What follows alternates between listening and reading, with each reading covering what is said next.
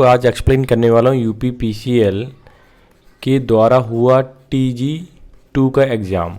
इसमें मैं English section को सॉल्व करूँगा और ये बताऊँगा कि जो अभी एग्ज़ाम आने वाला है एग्जीक्यूटिव असिस्टेंट का,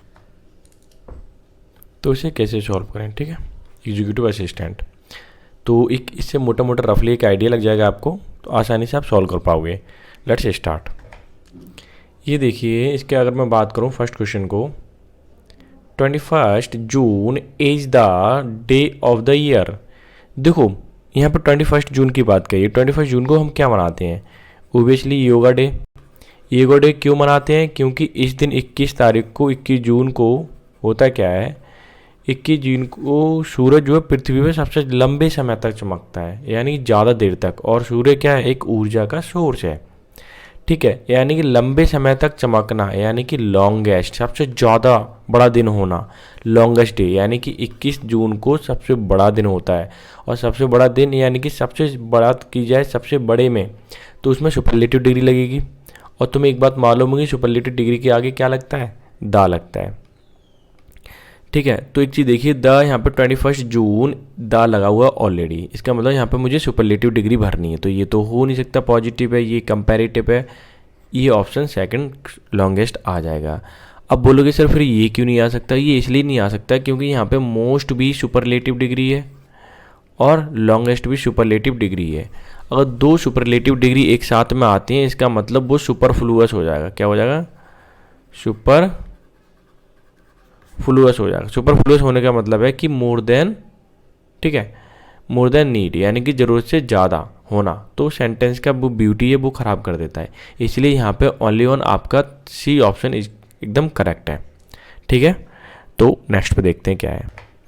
नेक्स्ट क्वेश्चन देखिए, yesterday our teacher us about solar eclipse, यानी कि कल क्या बताया? सोलर इक्लिप्स के बारे में बताया हमारे टीचर ने। तो बताया ओबियसली जब भी यस्टरडे जोड़ जाए यानी प्रीवियस डे, ठीक है, हम क्या लिख दिया मैं मिटा देता हूँ, क्या जोड़ जाए? यस्टरडे। ठीक है, इसका मतलब ये पास्ट में होगी कहानी, और पास्ट वो भी इंडेफिनिट। क्या हो गई? इंडेफिनिट। और तुम्हें पता ही है पास्ट इंडेफिनिट में हमेशा B2 का यूज करते हैं, वर्ब की सेकंड फॉर्म। तो देखो ये फर्स्ट फॉर्म है, ये तो हो नहीं सकता। ये हैज़ के साथ थर्ड फॉर्म में ये भी नहीं हो सकता। वॉज, टीचिंग, ING फॉर्म में ये भी नहीं हो सकता। हमारे पास ओनली बचा second option is your answer. ठीक है, नेक्स्ट क्वेश्चन देखें, करेक्टली स्पेल्ड वर्ड देखना है। ये अच्छा है, सारी एक ही जैसे वर्ड है, एक ही वर्ड के लिए इन्होंने कई तरीके से लिखने की कोशिश की है, लेकिन इसकी करेक्ट स्पेलिंग क्या होती है?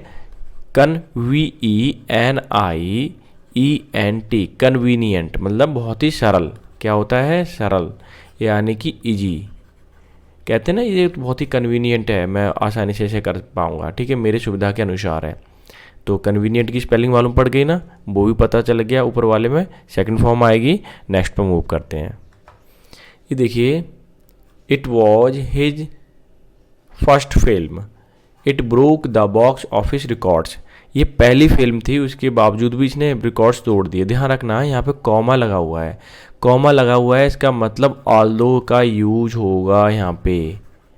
ठीक है, क्यों? कंडीशनली है। प्रोवाइडेड के साथ हमेशा डैट का यूज होता है, तो डैट तो है नहीं यहाँ पे। वेदर के साथ हमेशा और का यूज होता है। हाउएवर के साथ कॉमा तो हो जाता है, बट इसका मतलब क्या होता है? हालांकि। क्या होता है? हालांकि। ठीक है, लेकिन अगर मैं बात करूँ ऑल्दो का मतलब यद्यपि, यानी कि ऐसा है। वो यद्यपि उसकी पहली फिल्म थी, फिर भी क्या हुआ? बॉक्स ऑफिस के सारे रिकॉर्ड्स तोड़ दिए। तो कॉमा लगा हो तो आप हमेशा किसको फॉलो करेंगे? ऑल्दो को। ठीक है, 10th में ही बताया जाता है। बहुत ही सिंपल है, आप अगर समझ पाएँ तो बहुत आसानी से कर पाएंगे। इन्होंने क्या लगा दिया? फर्स्ट ऑप्शन, जो कि गलत है। प्रोवाइडेड के साथ हमेशा डैट आता है, बशर्ते। इसकी हिंदी क्या होती है? बशर्ते। ठीक है, तो नेक्स्ट पे मूव करते हैं। नेक्स्ट क्वेश्चन क्या है? वैसे यहीं भी तुम्हें विजिबल हो रहा होगा नेक्स्ट क्वेश्चन, तो यहीं सॉल्व कर देता हूँ। He to solve the problem for 2 hours it seems, ऐसा दिखता है, इट विल टेक, और लेगा समय, कि ये प्रॉब्लम है थोड़ी सी कठिन है और ज़्यादा समय लेगी। जब भी क्या आ जाए? पीरियड ऑफ टाइम आ जाए, पीरियड ऑफ टाइम आया है, यानी कि ड्यूरेशन आ जाए, तो वहाँ पे हमेशा परफेक्ट कॉन्टिन्यूस होगा। परफेक्ट, मैं क्या लिख रहा हूँ ध्यान से देखना, परफेक्ट कॉन्टिन्यूअस, ठीक है, यानी कि हमेशा परफेक्ट कॉन्टिन्यूअस को ही यूज करना पड़ेगा। तो परफेक्ट कॉन्टिन्यूअस होने का दो ही केस हो सकते हैं, या तो हैज़ बीन लगाइए आप, फिर बी में आईएनजी जोड़ दोगे, या क्या लगाइए, हैड लगाइए। फ्यूचर की तो ज़रूरत ही नहीं है यहाँ पे, ठीक है। तो क्या दिखाई दे रहा है तुम्हें यहाँ पे तीसरे ऑप्शन में, हैज़ बीन ट्राइंग, क्योंकि उसमें जब तुम सेंटेंस सीख रहे थे वहाँ बताया गया था कि 1999 से वो यहाँ रह रहा है, 2001 से रह रहा है यहाँ पे, ऐसे बोलते थे ना सेंटेंस। तो वहाँ पे हमेशा प्रेजेंट परफेक्ट कॉन्टिन्यूअस टेंस का यूज़ करते थे ना, तो वही चीज़ यहाँ पे है। बस टाइम दे रखा है तो आपको करना क्या है, परफेक्ट कॉन्टिन्यूअस लगाना है। अगर सपोज ये नहीं होता, यहाँ पे हैड होता, तब भी कोई दिक्कत नहीं थी, तब हैड वाला लग जाता। मतलब जो कॉन्टिन्यूअस में रहेगा परफेक्ट वाले वही लगेगा यहाँ पे, क्योंकि टाइम दे रखा है। आई होप ये समझ गए हो आप। नेक्स्ट पे मूव करते हैं। नेक्स्ट क्वेश्चन क्या है, ये देखिए नेक्स्ट क्वेश्चन में, आई टेक पेन। ऑब्सक्योर, ये क्या पूछा, एप्रोप्रिएट एंटोनिम। एंटोनिम का मतलब विपरीत, ऑब्सक्योर का मतलब होता है धुंधला, धुंधला यानी कि साफ ना होना, साफ ना होना, ठीक है। तो ओबीएस का मतलब स्पष्ट होता है। क्या मतलब होता है इसका, स्पष्ट यानी कि क्लियर। तो इसका एंटोनिम हो गया, तो first option is your answer. दूसरे चेक कर लेते हैं, अपेक का मतलब क्या होता है। अपेक का मतलब होता है जो स्पष्ट ना हो, not clear, not clear. Involve का मतलब मिलना होता है, पता है किसी चीज़ में इन्वॉल्व होना। बेक का मतलब धुंधला होता है, क्या होता है, धुंधला या नॉट क्लियर, धुंधला। अब कुछ भी बोल सकते हो, ठीक है ना। बहुत ही आसानी से पता चल गया, ओबीएस ही इसका क्या है, आपका एंटोनिम है। दूसरा देखते हैं, please with your work I just came in to get a book. अच्छा, मैं आपके पास आया था किताब लेने, पास्ट में ये लिखा हुआ है, ये बात ध्यान रखना है। अब प्लीज़ विद योर वर्क, देखो यहाँ पे क्या क्या लिखा है, कैरी ऑन। देखो तुम्हें मालूम होना चाहिए कि कैरी ऑन या फिर गो ऑन, ये दो ऐसी फ्रेजल वर्ब हैं जिसका मतलब होता है कंटिन्यू करना। क्या करना, कंटिन्यू मतलब जारी रखना। तो कैरी ऑन ऑफ का तो मतलब होता नहीं है यहाँ पे, कैरी अभी ले जाना होता है, ये भी नहीं। कैरी आउट का मतलब एग्जीक्यूट करना होता है। तो केवल बचा कैरी ऑन, अपना काम कंटिन्यू रखिए। मैं तो यहाँ किताब लेने आया था, इसका हिंदी मतलब ये हुआ। तो हमें यहाँ पे बी ऑप्शन फिल करना पड़ेगा। क्लियर है। तो नेक्स्ट पे मूव करते हैं। ये देखिए हमें इसमें अप्रोप्रिएट ऑप्शन फिल करना है, fill in the blank. This book is, एक बात देखिए वर्ब के बाद हमेशा क्या हो सकता है, ऑब्जेक्ट ही आएगा, ठीक है। लेकिन ऑब्जेक्ट नाउन भी हो सकता है, ठीक है, प्रोनाउन भी हो सकता है। तो मैं आपको बता दूं यहाँ पे क्या आएगा। पहली बात तो यहाँ पे आएगा माइन। अच्छा, माइन क्यों आएगा, क्योंकि ये जो माइन वर्ड जो है इसमें पसेसिव है प्लस नाउन, ये दोनों मिले हुए होते हैं, इसलिए इन्हें बाद में रखते हैं, पसेसिव प्लस नाउन। क्योंकि दिस बुक इज माइन, ये बुक मेरी है, ठीक है, पसेसिव प्लस नाउन। योर नहीं हो सकता योर, क्योंकि ये केवल पसेसिव है। ये एस लगा दो तो आ जाएगा यहाँ पे। देयर भी नहीं आ सकता, ये भी केवल पसेसिव केस है। हर ऑब्जेक्ट भी है, दिस बुक इज हर, ठीक है, तो ये चल जाएगा। लेकिन इससे ज़्यादा बढ़िया ये है, ठीक है, नहीं हर्ष होना चाहिए, यहाँ भी हर्ष होना चाहिए, केवल पसेसिव केस ही है, ठीक है। Only option D is your answer, because ना माइन में ही क्या जुड़ा हुआ है, माई प्लस आई जुड़ा हुआ है, ठीक है, या मी बोल सकते हैं, ठीक है, प्रोनाउन। आगे देखते हैं नेक्स्ट क्वेश्चन क्या है। He wanted buying a good music system on his birthday. हमें ग्रामेटिकल एरर देखना है इसमें, ठीक है। तो देखते हैं भाई क्या है। यहाँ आप देखिए, सबसे पहली बात मैं करूँ कि बर्थडे है ऑन हिज बर्थडे पे, ठीक है, ये तो इतना तो करेक्ट है, इसमें कोई दिक्कत नहीं। On his birthday, a good music system, ये एक पूरा का पूरा कंपाउंड नाउन हो गया, और इसके आगे एडजेक्टिव नाउन को क्वालिफाई किया, उसके आगे आर्टिकल, ठीक है। एक इसे काउंट कर सकते हैं, इसलिए यहाँ पे इन्होंने एक का यूज़ किया हुआ, कोई दिक्कत नहीं है, यानी कि यहाँ तक तो टेंस एकदम करेक्ट है। ही वॉन्टेड यानी कि सेकंड फॉर्म है। बाइंग, एक बात ध्यान रखो, जब भी दो वर्ब को जोड़ना होता है तो टू से जोड़ते हैं, तो क्या लिखना पड़ेगा, वॉन्टेड टू बाय, ठीक है, यहाँ पे तभी करेक्ट होता। तो ही वॉन्टेड टू बाइंग, ये क्या है, गलत है, तो एरर ही ढूंढना था। तो ऐसे में first option is your answer according to question, ठीक है ना। ये देखिए इसमें भी हमें ग्रामेटिकल एरर देखना है। तो ही द वर्कर्स हैव, और देखो वर्कर्स है तो प्लूरल, अगर नाउन प्लूरल आपका सब्जेक्ट है तो वो भी कैसी होगी, प्लूरल होगी, ठीक है। तो मुझे हैज़ ना लिख करके यहाँ पे क्या लिखना पड़ेगा, हैव। तो एरर ही ढूंढना था, तो फर्स्ट में ही क्या है हमारा एरर है। कोई दिक्कत नहीं, बहुत ही आसान है, बहुत आसानी से कर पाओगे अगर चीज़ें तुम्हें क्लियर हो तो कॉन्सेप्ट।